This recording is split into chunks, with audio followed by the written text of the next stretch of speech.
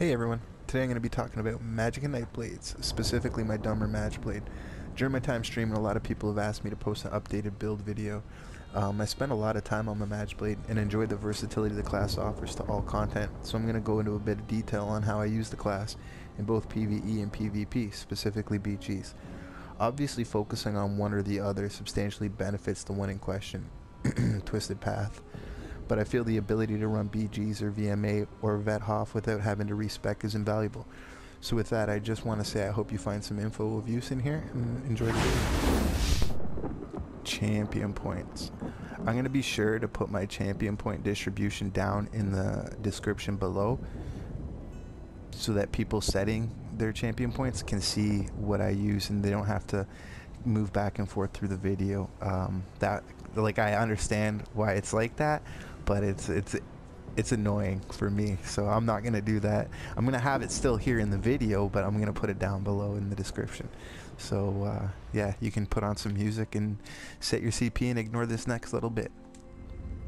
Green. 100 into Arcanist, 100 into Tenacity, 10 into Tumbling. If I was to run like Vet Halls or the other content like other hard trials, I might put a couple more into Warlord, drop this Arcanist and Tenacity down to 75, and then keep the 10 into Tumbling. The reason I would do that is because in a good group my recovery's much better and I don't have to worry so much about these two, whereas the breakout is after they've fixed or changed siphoning strikes, you really can't get any stamina back like you used to be able to. So breakout's important. For my for my blue, Elfborn 48, Elemental Expert 56, Spell Erosion 8, 61 in Master at Arms, 9 in Staff Expert, and 28 into Thurmaturge. We don't use the Exploiter passive. As you notice, I have 2 Inferno staffs on my bar. There's situations where I might throw on a lightning staff, but with the nerf coming up to Lambris, I just really don't see any point in getting addicted back again to that exploiter. So I dump more points into Master at Arms, focus on the single target damage that a Inferno staff brings, and Bob's your uncle.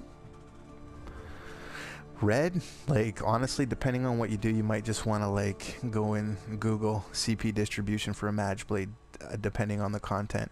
I personally just spread them 35 across the board.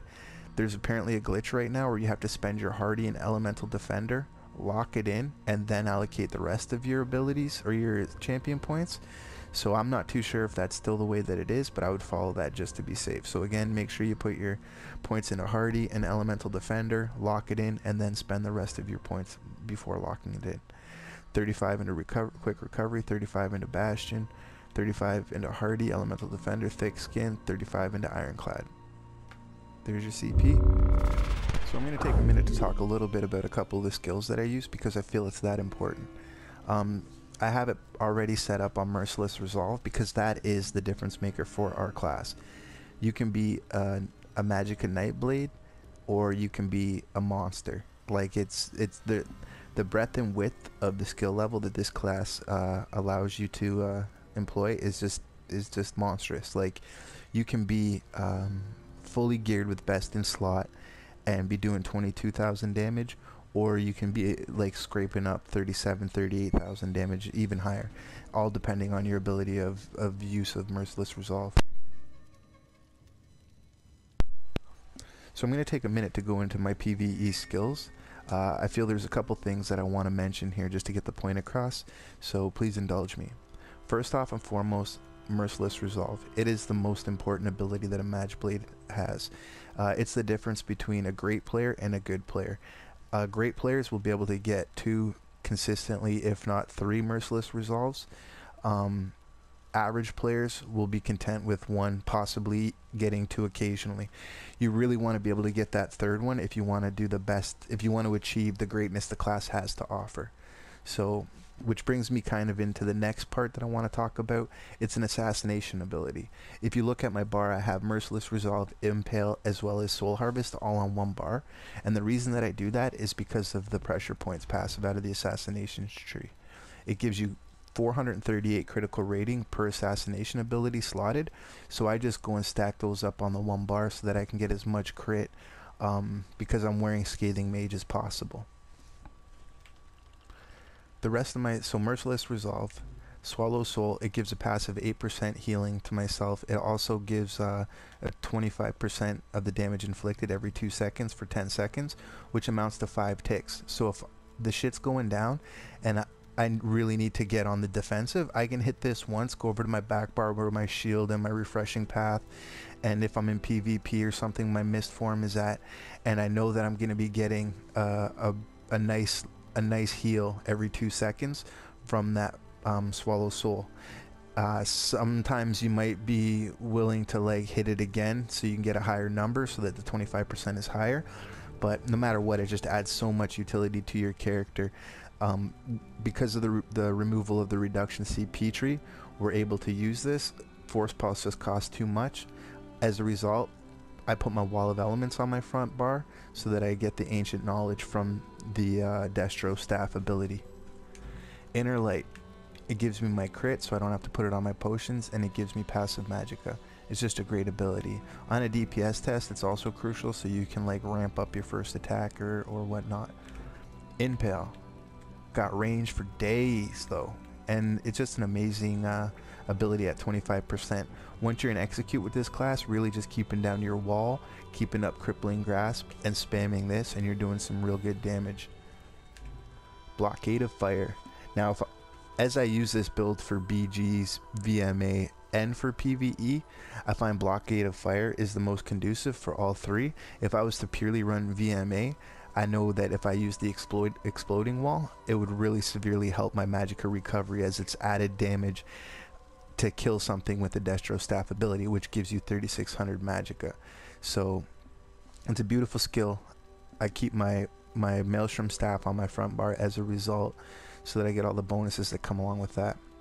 Soul Harvest, probably my favorite ulti in the game. It's a great regen for ulti. It gives you 10 ultimate per kill. It ups your crit ability because it's assassination skill. It maims or puts the major defile on all those, you know, guys that heal, like just heal way too much in PvP. So you can mess them up a little bit.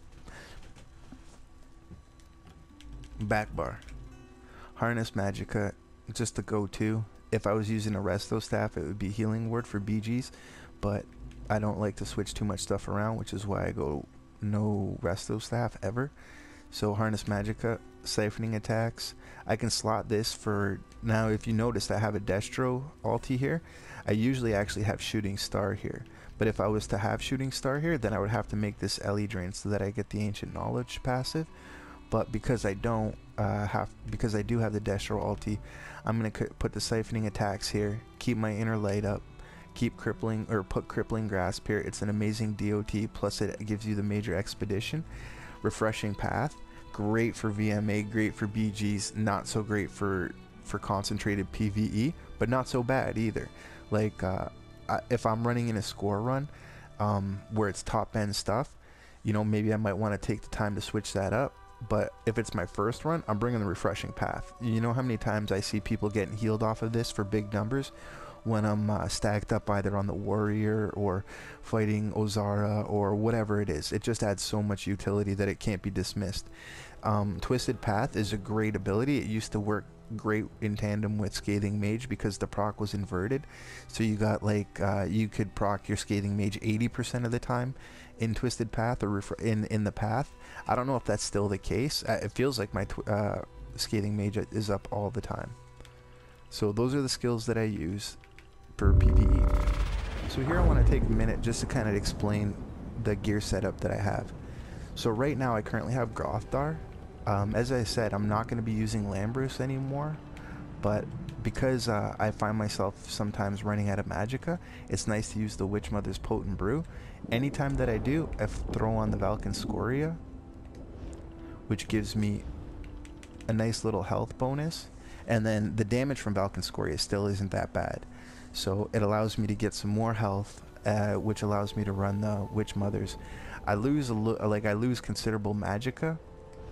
I think I lose like 2 or 3 grand magicka just the way that my stats are set up. But Or at least I know I do with Infallible Ether. So yeah, I keep Grothdar on when I can wear the blue food. Anytime I wear the potent brew, I throw on Valken Scoria.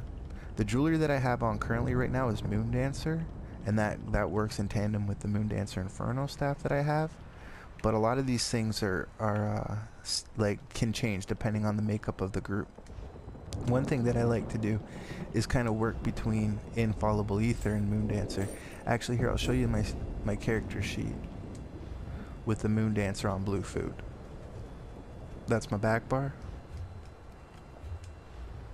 And that's my front bar. As you notice, my Magica recovery is 832. That's pretty low. Like with the potent brew, it puts me up to 1342, I believe. I'll throw that in right now just to give you a better example. So 1349, it drops my health down to 15,000, where my max Magica still stays relatively high at 42.8. So it's not too bad. My crit's 69%, but if I go and throw on the Infallible Ether, and that throws on a lightning staff, which I lose the racial passive for the fire damage by having that on. So this isn't something that I like to do too often.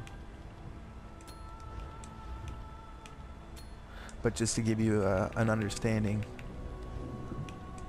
of the differences, as you'll see, I gained 3.2% crit. I lost about 800 magic, I believe.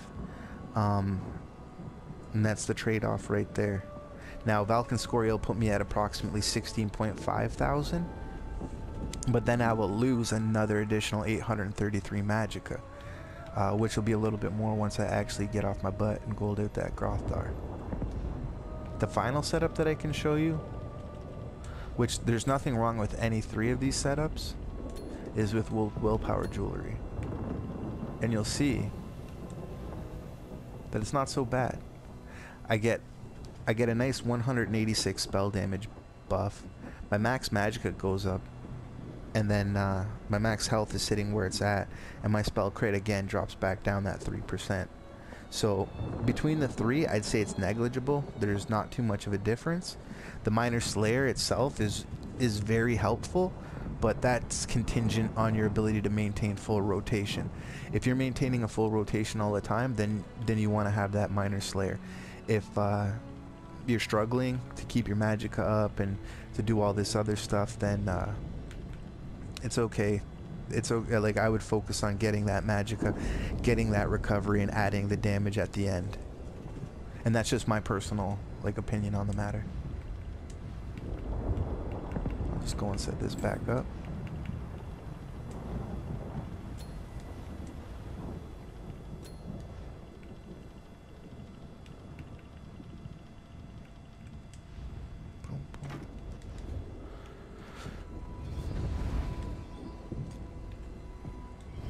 Alright, so as I said earlier, you really want to try to get out 3 merciless resolves, which is actually considerably hard.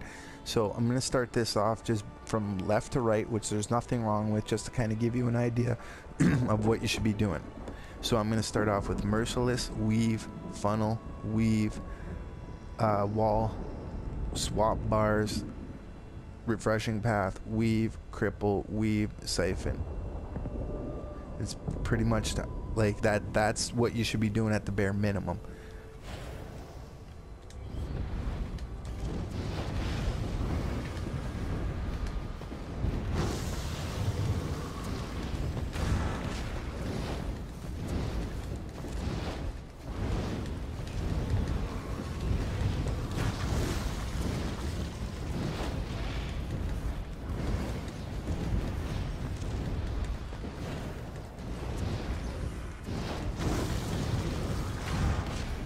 That's that.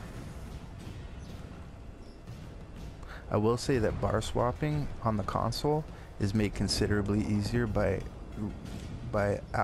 changing your buttons so that bar swap is a thumb pad as opposed to or a thumbstick as opposed to the left on the D-pad or whatever. Right now I have it so that stealth is left on the D-pad, toggle run is right thumbstick, and then swap buttons is left thumbstick, or swap bars is left thumbstick.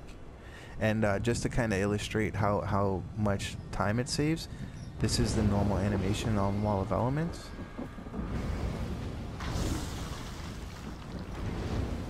And this is what it looks like if you weave, or if you clip it.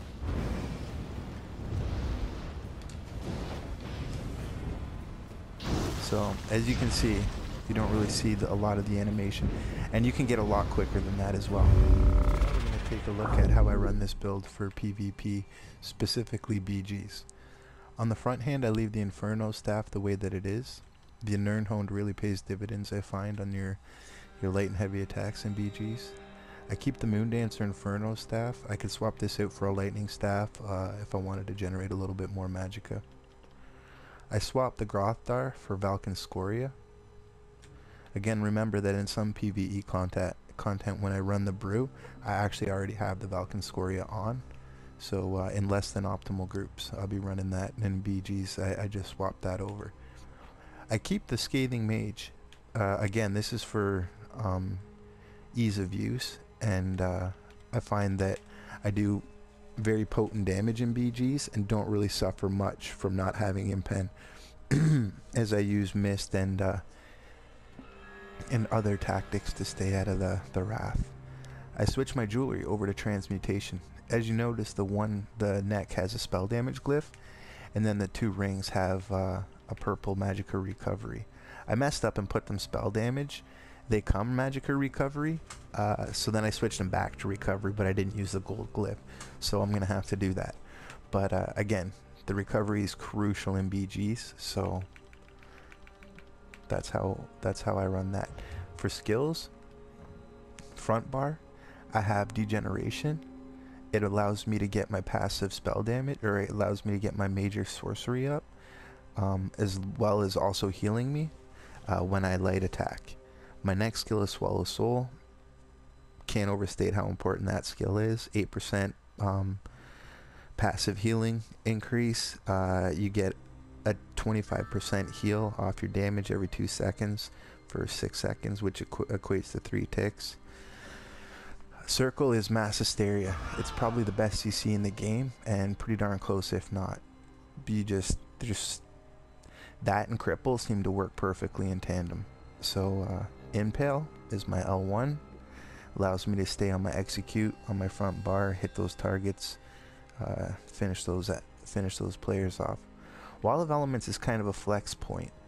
If it's a trashier group or opponents that I'm going up against, I leave it there. If I'm fighting some harder opponents, then I'll put Merciless Resolve there. The Merciless Resolve's nice to have the 8% damage, but the wall really, it just helps out. It just does a lot of damage in BGs, and if you grab something like the Sigil, throw down your Elemental Rage, and then fear them in there, it's a wrap. Their life's forfeit. I have Soul Harvest on this mainly because of the MAME that it applies to Health Plars, Wardens, anybody with good heals.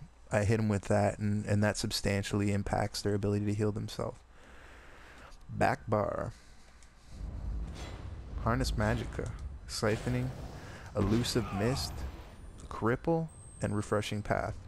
The Cripple is really crucial. It allows me to catch up and slow down opponents and things like Capture the Flag. Refreshing Path is by itself amazing, but in tandem with Transmutation, if I was to put the 5-piece on, anybody that runs through this path is going to get the Transmutation buff. Elusive Mist, Capture the Flag. There's actually a little bit of an exploit, I think. I'm not too sure, but if you hit the Mist, go up and hit the Relic, you actually have the Relic in Mist form. You can pick it up and you stay in Mist form for a bit. So I just go up, grab it, and dip out. Siphoning's got a bit of a change, and you can heal yourself now. And then I keep Destro Ulti on my back bar. The reason that I keep Destro Ulti and Rage, not Eye of the Storm, is because it does so much damage. And a lot of the times when you fight things like Deathmatch or, well, primarily Deathmatch, where damage is key and killing people is key and equates to points, you want to do as much damage as possible.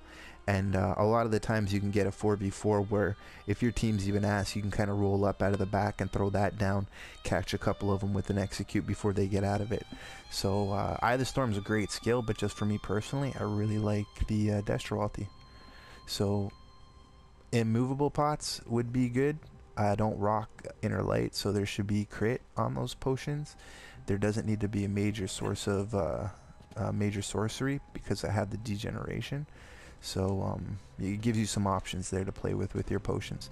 For consumables, I run the potent brew or the blue food. Again, it really depends on the instance. Like if I'm bursting people down and magic is not a problem, then I'm just gonna add the blue food and burst them down even quicker. And if magic is an issue and there's a lot of poisons out there, then you know I bring along that. I also use poisons, but I don't know if I have any on rate. This character? No, I don't.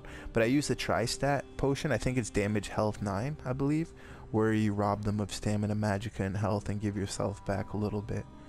And it also makes their magicka and stamina abilities cost more, I believe.